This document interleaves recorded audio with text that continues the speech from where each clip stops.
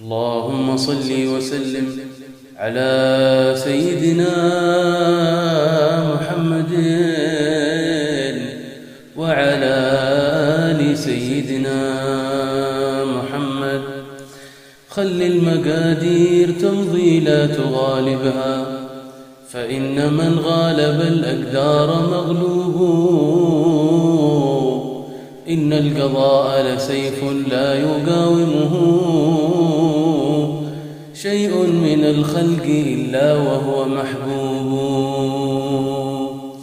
وامشي رويدا مع الأقدار في مهل، فإن من يكره الأقدار متعوب.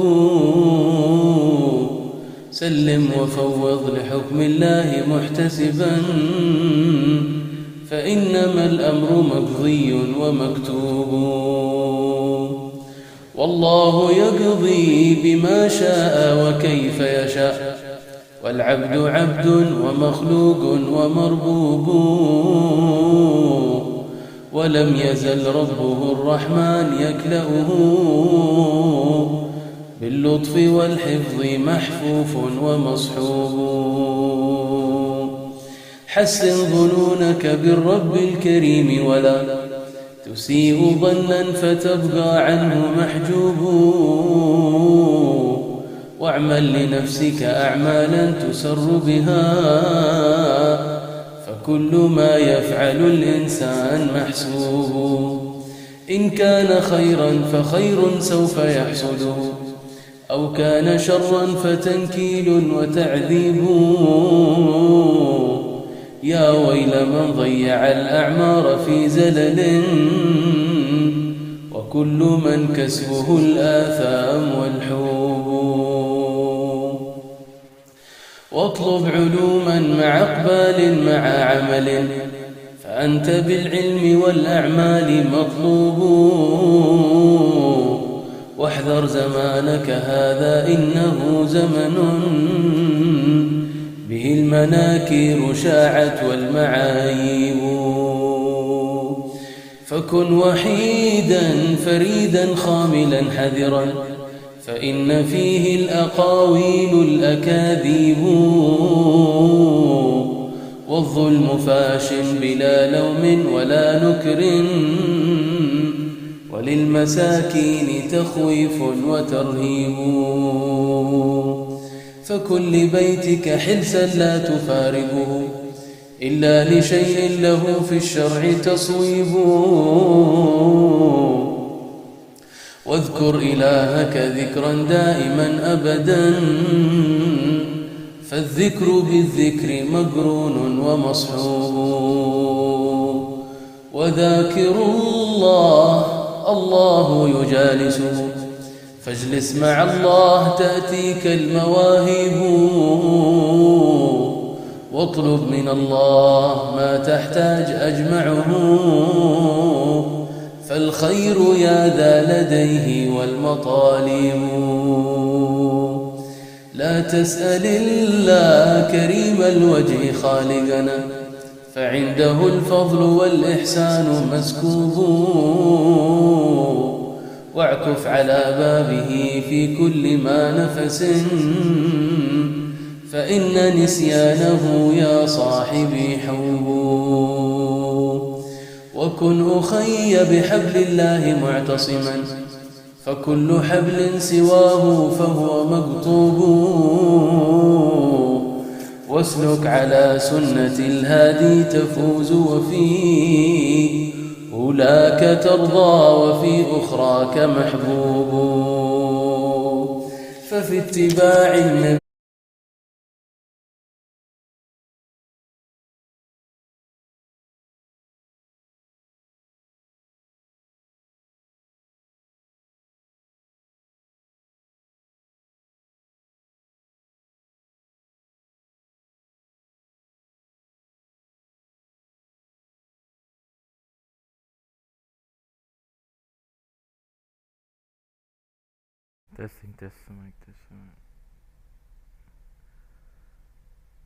بسم الله الرحمن الرحيم. الحمد لله رب العالمين، والصلاة والسلام على أشرف الأنبياء والمرسلين سيدنا محمد وعلى آله وصحبه أجمعين.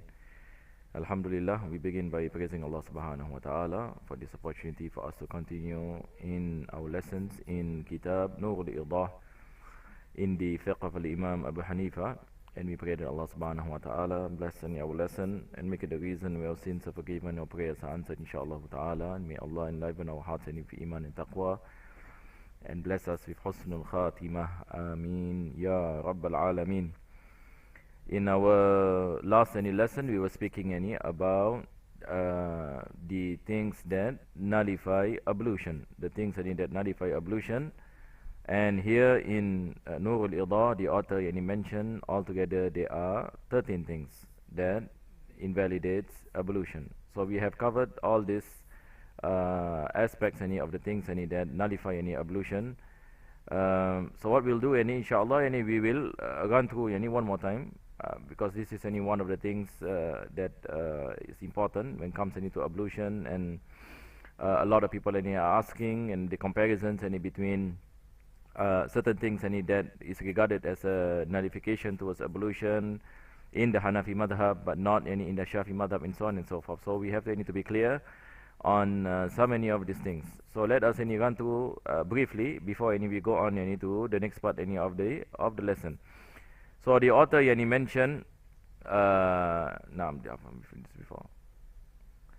The author mentioned fi nawaqidil wudu. Number one, and he speaks about anything that goes out from the private parts, the qubul and dubur, the front private parts, and the anus, basically that is the back, and anything that goes out except any air that comes from the vagina. This is an exceptional case based on the prevailing judgment in the madhab.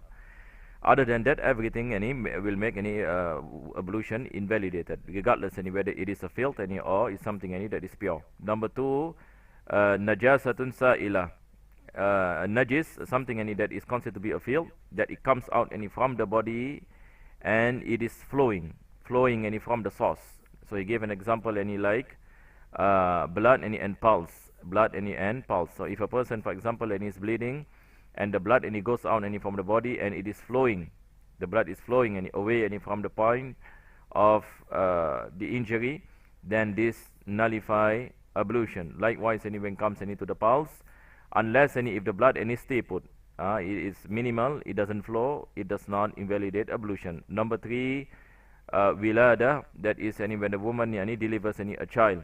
A woman delivers a child. Delivering a child is one of the reason that the ablution becomes invalidated, because this falls under the category that something comes out from the private part, even it is something that is considered to be pure.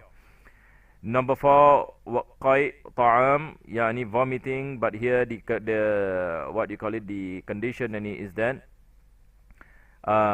if the vomit is a lot in the sense that it covers the whole mouth, and the person cannot close it to prevent the vomit from coming out, then it invalidates the wudu. But if vomiting is a little, in a sense that it is not something that covers the full mouth, then it does not invalidate the wudu. So in the Hanafi madhab, this is the thing we have to understand. When it comes to vomiting, there is a condition. Not all forms of vomiting invalidates ablution.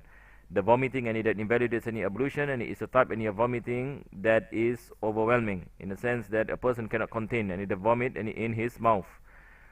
Then he mentioned the next one, number four, blood that comes out from the body. If the blood is a type that doesn't flow, if the blood is type that flows from the body, then we say what you call it, it is invalidates the ablution. But what happens when blood for example it mixes with something else? This is where the condition comes in, where the author mentioned that if there is a mixture of the blood that comes out from the body with something else, and give an example of al-buzaq, this is saliva. So we have to look at the intensity of the content of the blood. If the blood is more than 50% meaning more than the saliva, then this invalidates the wudu. But if the blood any is less than 50%, meaning the saliva any is more than the blood, or 50-50, sawahu is what any he mentioned, then it does not invalidate the ablution. Number 6, any naum, sleeping, and if a person and whose back and is not firmly any to the ground, and this is any the same thing any that we study in the mother al-Imam Shafi'i, unless any if a person yani sleeps any in a way that the back any is not any firmly any on the ground, because there is a possibility any of air coming out any from his private part, we say this invalidates any ablution. Number 7, irtifa' maq'adati na'im qabla intibahihi, yani a person and he is sleeping, and then before any he wakes up, then he found out that his back and is not firmly any on the ground.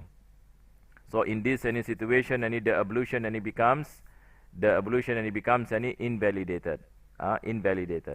Now, even yani the author any mentioned, even any if he were to bend any on something, and what you call it, he lean any on something, but the thing is any when he is sober any from any his sleep, he found out any that his back any is not any firmly any on the ground. Now, number 8 any is irma any is fainting. Number 9, junun, all this any we mentioned, when a person any faints any the ablution and becomes invalidated because he doesn't know what are the things any that will come out any from the private parts, he got no conscious any of that. Likewise any when a person any is insane, likewise any when a person any is intoxicated, meaning basically he doesn't know what is happening around him, so the ablution and it becomes invalidated. And number 11, this is the thing we have to pay attention when learning fiqh in Hanafi. They speak any about qahqaha in prayers. So laughing any allowed any in prayers invalidates ablution. Laughing any allowed any in prayers invalidates ablution. Naam. So the author yani mentioned the condition of dhati ruku'in wa sujud, prayers any that have ruku and sujud. So when it comes to janazah prayers any this is not applied. So when it comes any to normal prayers any it becomes any the ablution becomes any invalidated if a person laugh loudly in prayer. Loudly here meaning the sound any can be heard any by those nearby him. So it's not necessary to be very loud, but loud any in a sense that when you laugh, people around you can hear your laughter. This is qahqaha. In fiqh any we call it qahqaha, because we have the hadith of the Prophet ﷺ. The Prophet commanded some of the Sahaba to take any wudu again. But of course in the Mazhab Imam Shafi, for those who are studying Mazhab Imam Shafi, this does not any invalidate the ablution, because in the Mazhab Imam Shafi only 4 things any invalidate ablution. Now, and then lastly any the author any mentioned masu farjin bizakarin, yani if a man uses any his penis zakar in a state anywhere it is erected and it touches the vagina any of a female, the vagina of a female. So an example any will be husband and wife. Now the husband his private part touches any the private part any of his wife in a way that the private part any is erected bila ha'il, without anything any in between, meaning skin to skin. This invalidates any ablution. So it is important any to take note also that touching any of skin to skin other than what we mentioned of number 12 here, it does not invalidate ablution. It does not any invalidate ablution. So touching man and woman any without mahram does not any invalidate ablution in the Hanafi madhab, and this is any one of the main differences any between the Hanafi and the Shafi'is when it comes any to touching woman, especially husband and wife. In the Hanafi madhab it does not invalidate any ablution, whether there is shahwa no shahwa. So husband any touching any the wife any touching any the husband, tamam, it does not any invalidate any the ablution. Naam. So these are the 12 things any that invalidates ablution. So now for our lesson any today inshallah, and we'll continue, the author any mentioned fima la yunqidul wudu, the things that does not invalidate the ablution. So after he spoke about the things that nullify ablution, now and he's going in to speak about the things that does not nullify ablution. What is any the reason the author is doing this? Because these are so many of the things and that might be confusing any for certain people. So he wants any to make it clear what are the things any that nullify your ablution and what are the things that does not nullify your ablution, and by explaining what are the things that a lot of people might thought that it is something that nullify ablution, but in actually it does not nullify ablution. So here we are making some distinguishments between the nullifiers of ablution and the non-nullifiers of ablution. So he mentioned there are 10 things.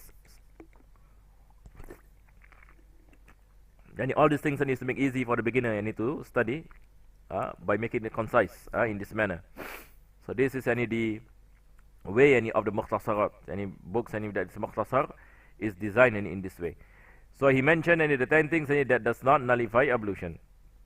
Number 1, zuhur dam lam yasil an mahallihi.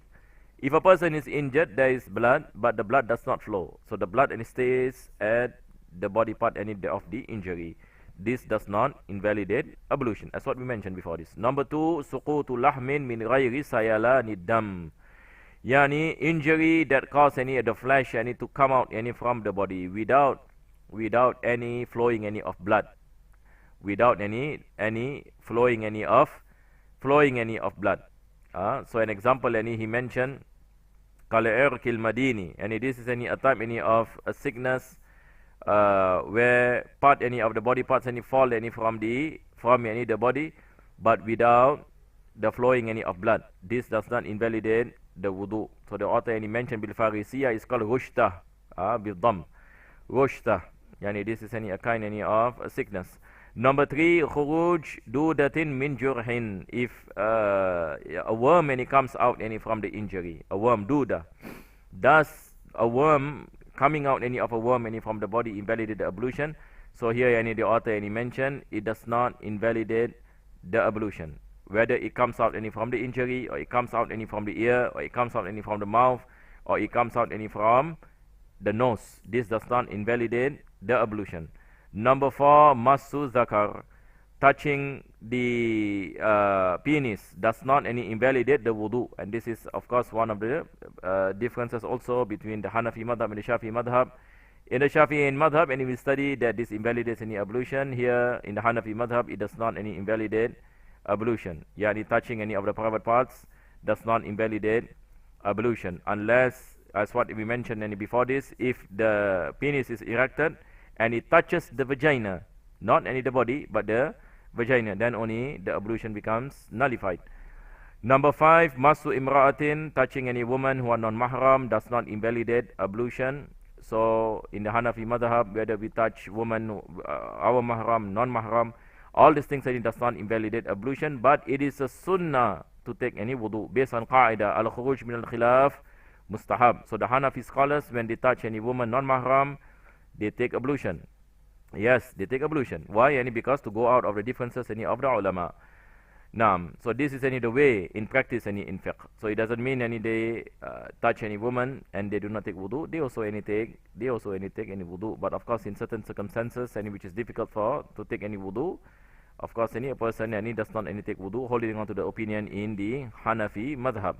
Number 6, waqai'un la yamla'ul fam, vomiting that does not cover the whole mouth. Yani it is a minor vomiting. This does not invalidate the ablution. Number 7, qai'un balram, yani this phlegm.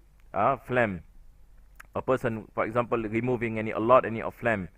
This is not vomiting. Phlegm is not a vomit. Phlegm is a type of carries the rolling of this what you call it, this saliva. So it does not invalidate the ablution. Walau kathiran, even if it is a lot. Sometimes when a person is sick, there's a lot of phlegm. So this does not invalidate ablution, even though it comes out a lot. Number 6, tamayulu na'imin uhtumila zawalu maq'adihi.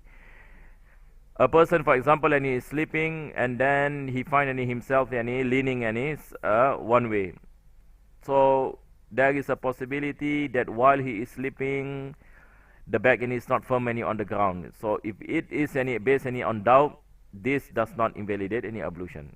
This does not invalidate ablution. Yani if a person says that there is a possibility while I am sleeping that my body is not firm on the ground, because when I wake up from my sleep, my body slanted one side.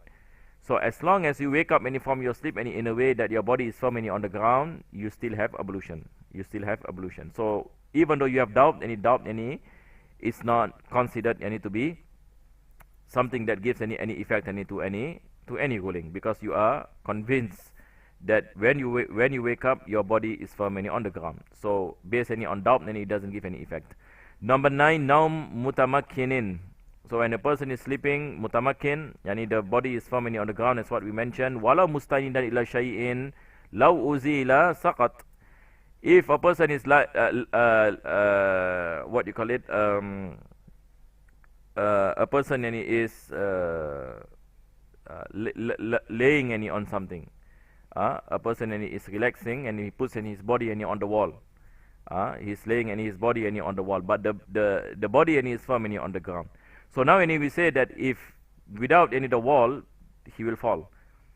So meaning and he is what you call it, laying and his back and on the wall.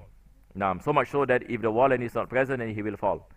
So even in this situation, as long as the back is firm on the ground, the ablution is still valid.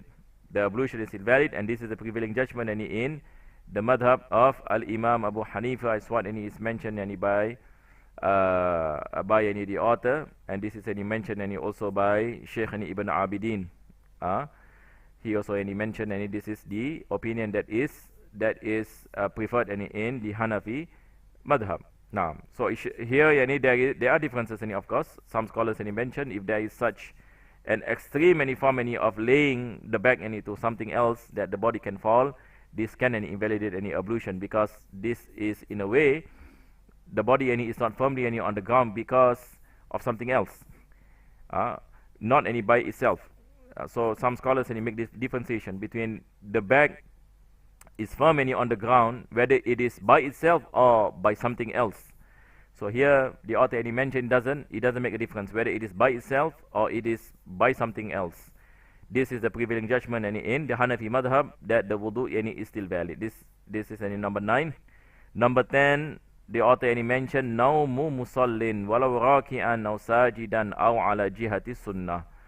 Yani if a person sleeps while praying, while praying, and while he is sleeping in his prayers, he is observing the sunnahs. For example, he is doing the ruku,